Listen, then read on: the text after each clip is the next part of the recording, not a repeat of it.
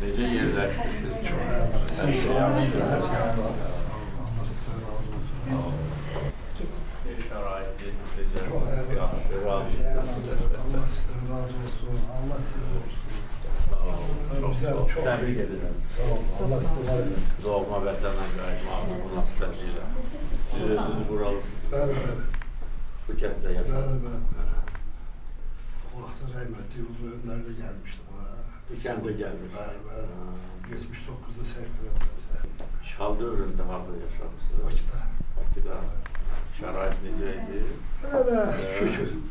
Ama bu burada olsun. Ama Indi Çok sağ olun. 35 ildən sonra.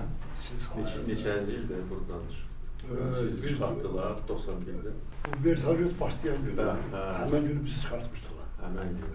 Sonra Bersalyos'dan gelende o bir onlara da şahit ederler. Bura yaxınlıqdaydı. Bəli, Qarakətdə. Buradan uzaq deyildi. 17 kilometre.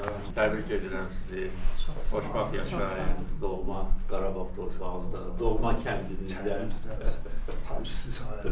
Siz Allah sizi var sayenizde. eylesin. Minnettarım. Allah şahit Çok olsun, rahmet sevindim. eylesin. Sevincimizin her bir Siz yönü yoktu.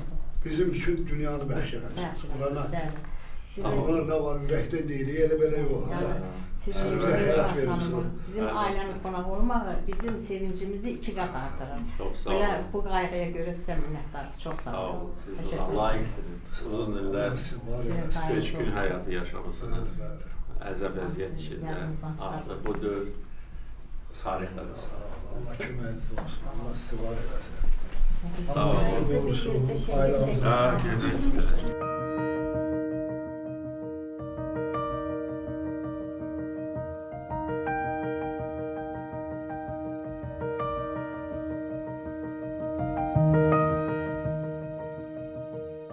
Burada yani mallarımız için yapıyorlar. var. Var. Bunların her yeri bilir. Orada ne var? Sağ ol. Allah sizden razı olsun. Allah Həyəcanlı sahədə var. var.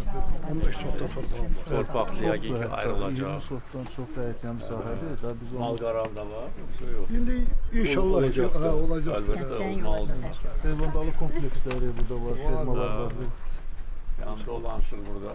Yaxşı. Allah İnşallah. Allah tek Artıq burada. sizdən asılıdır. Ha, elbette.